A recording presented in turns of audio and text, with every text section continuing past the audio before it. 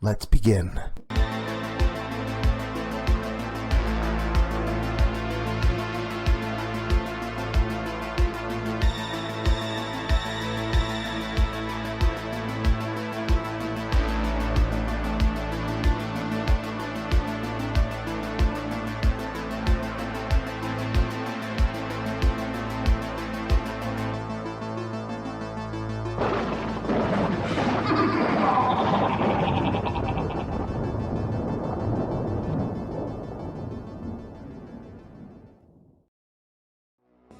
Hey there, scary story fanatics.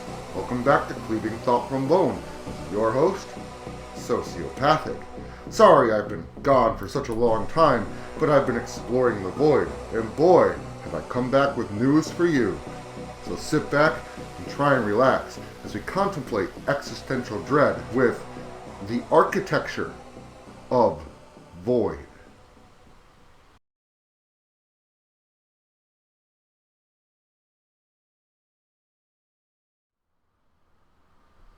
To those who cling to the fragile sanity of gears, stars, and the comforting geometry of a three-dimensional world, I offer only pity. They walk through their cities of stone and light, believing in the architecture of a universe that is, at its core, nothing more than a momentary spasm of an infinite graveyard of dead probability.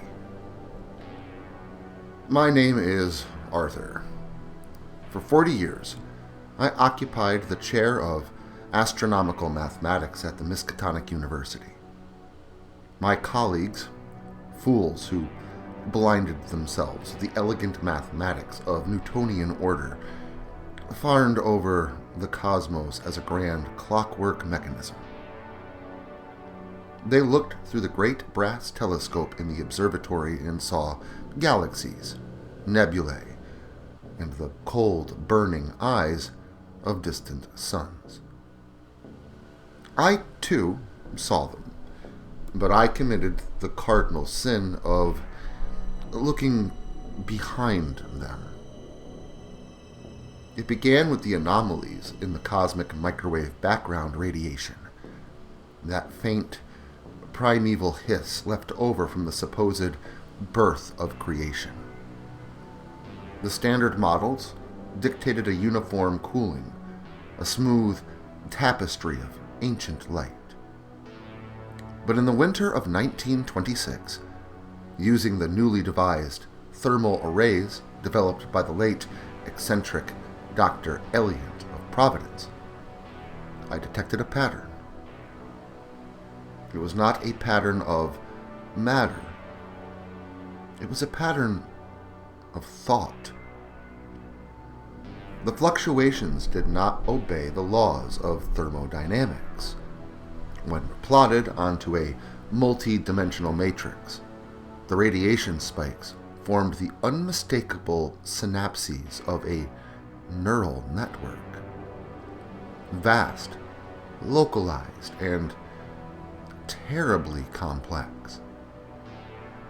I spent months in the subterranean archives of the university, surrounded by the stench of rotting vellum in the forbidden pages of the Necronomicon, seeking a mathematical framework for what I was witnessing. I found it not in the arcane grimoires of mad Arabs, but in the terrifying implications of modern statistical mechanics. It was the Austrian physicist Ludwig Boltzmann who first posited the horrific truth, though he lacked the stomach to fully articulate its cosmic weight. Boltzmann demonstrated that it is infinitely more probable for a single, isolated brain to spontaneously fluctuate into existence out of the chaos of a high-entropy void, complete with false memories of a life, a world, and a history, than it is for a whole, structured universe to evolve over billions of years. The world laughed at the concept. They called it a paradox, a mathematical absurdity. They did not see the data from the Elliott array. They did not see the cosmos blinking. By spring of 1927, the world began to unspool at the edges. It started with small, insidious discrepancies. I would sit in my study on Arkham's quiet, elm-shaded streets, reading a volume of absolute history, only to find the text changing beneath my eyes. In a history of the Roman Empire, the names of emperors dissolved into strings of nonsensical binary code, zeros and ones etched into the paper in a dark, greasy ink that smelled of copper and ozone. I approached my colleague, Dr. Armitage, in the university quad. "Edward," I said, my hands trembling as I clutched the lapels of his coat. "Have you noticed the stars? The Pleiades, they were 3 degrees out of alignment last night. And the moon, the shadows on the craters do not match the angle of the sun." Armitage looked at me with those dull, bovine eyes of a man who still believes his feet touch solid earth. "Arthur, you're overwrought," he muttered, adjusting his spectacles. "The stress of the winter lectures has thinned your blood. Go home. Rest." But as he walked away, I watched his silhouette against the brick facade of the library. For a brief, agonizing second, his shadow did not mimic his movements. It lagged behind.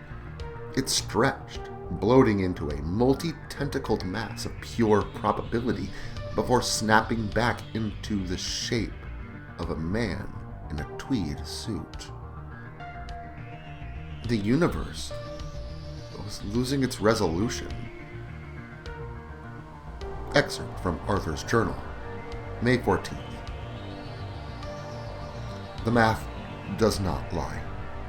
The probability of a universe containing 10 to the power of 80 atoms existing in a state of low entropy is represented by a fraction so minuscule it defies human nomenclature. Controversially, the probability of a single localized fluctuation, a solitary intellect forming in the thermal vacuum, hallucinating a reality to keep the madness of the dark at bay, approaches certainty. We are not men. We are not on Earth. This is the dream of a lonely god that doesn't know its brain.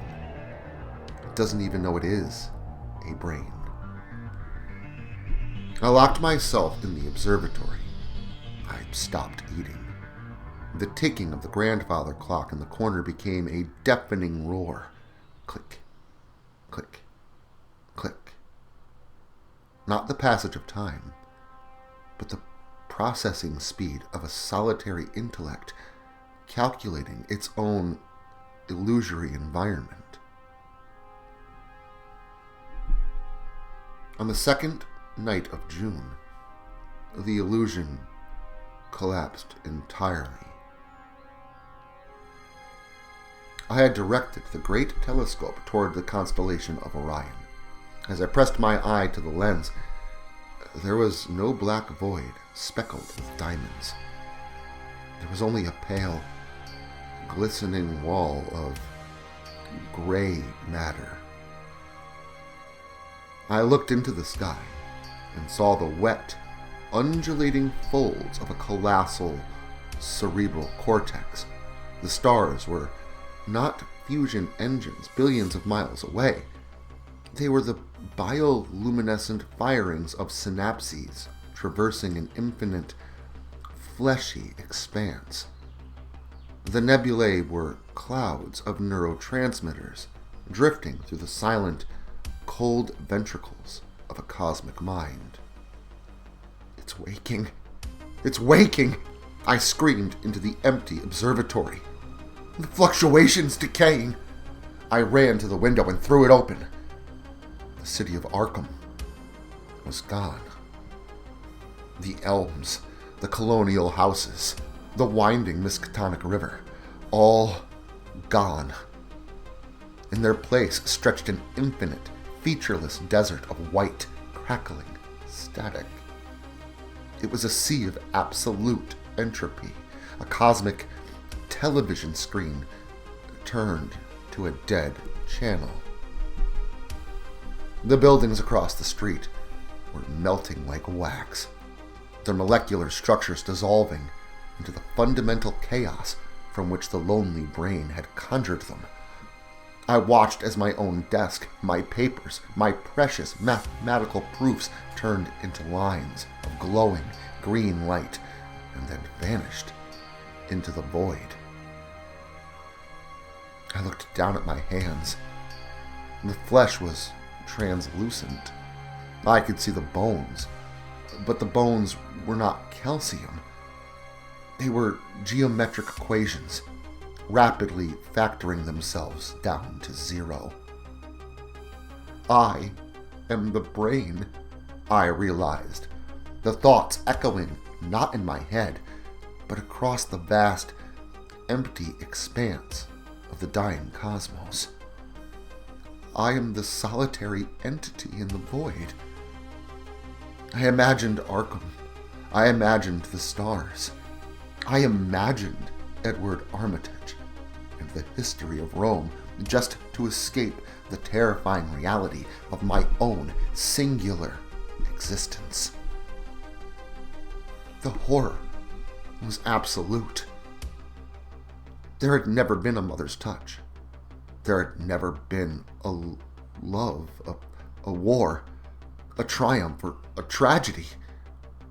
The entirety of human history, from the fires of the Pleistocene to the towers of New York, was a microscopic chemical reaction in a lump of meat floating through a vacuum that had existed for only a millisecond and would exist for only a millisecond before dissolving back into the random heat death.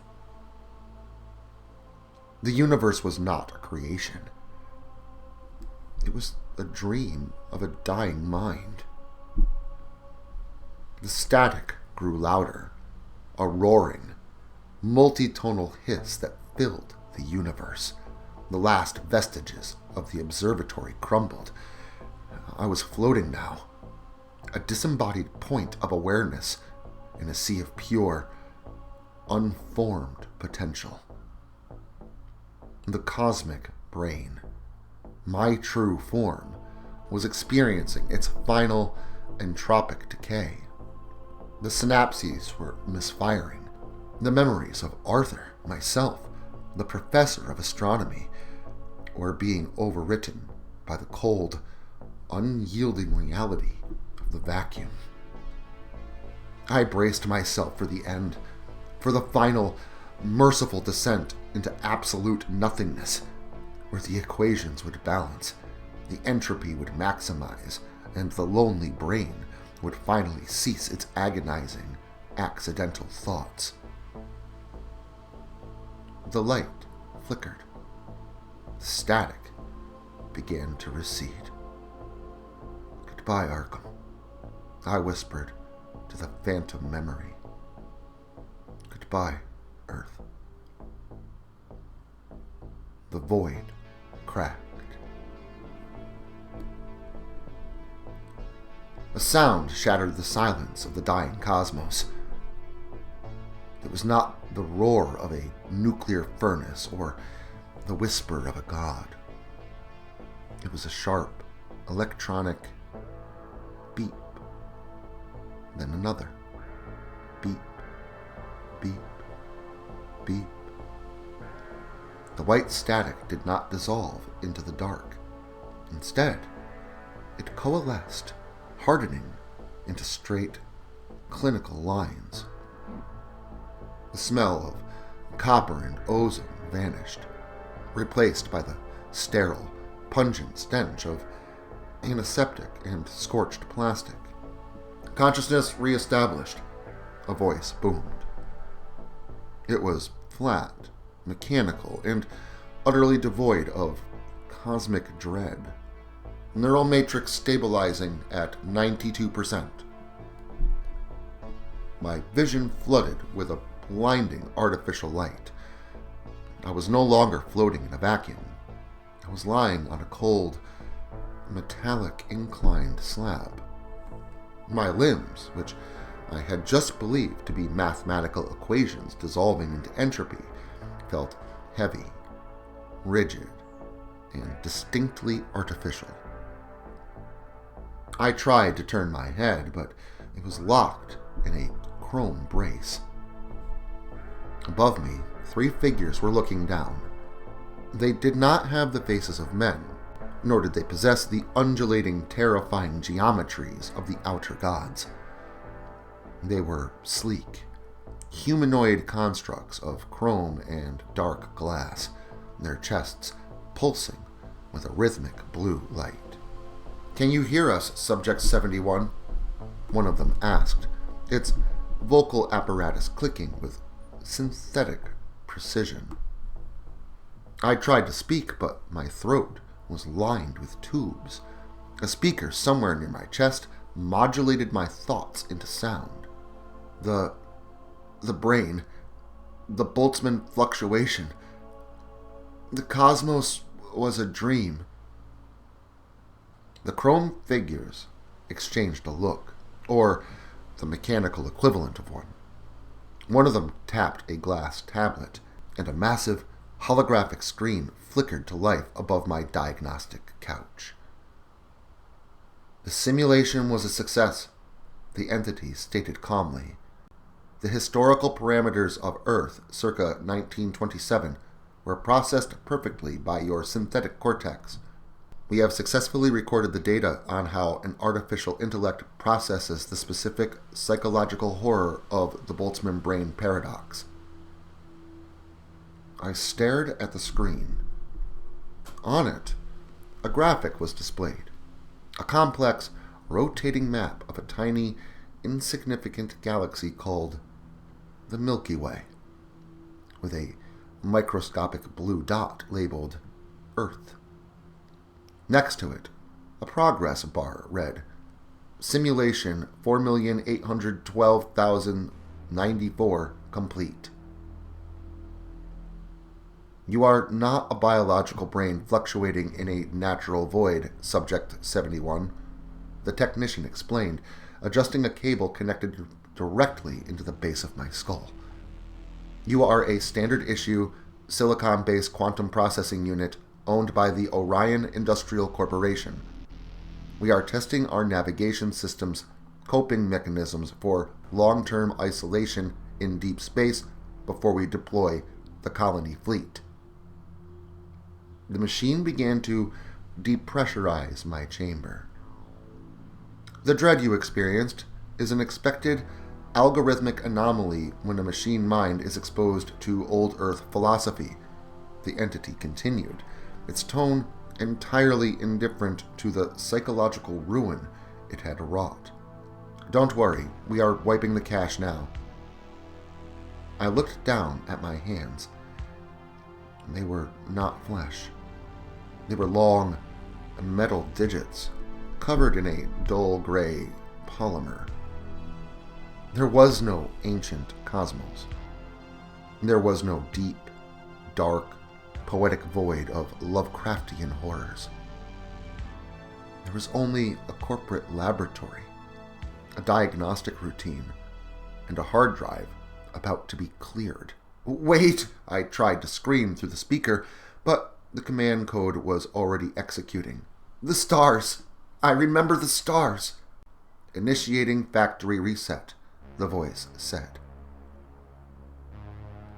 The world did not dissolve into the terrifying, magnificent chaos of a lonely god. It simply went out, like a light bulb being flipped off in an empty room, leaving behind nothing but the cold, clean efficiency of a wiped disk. Well, just when you thought life couldn't get any emptier, you find out all there is emptiness to begin with, including within you. But don't be feeling hollowed out and emptied for too long. Make sure to stop by next week and fill yourself up on some more gore galore. And until then, make sure to like, share, subscribe, and turn on notifications so I can catch you all again next Saturday.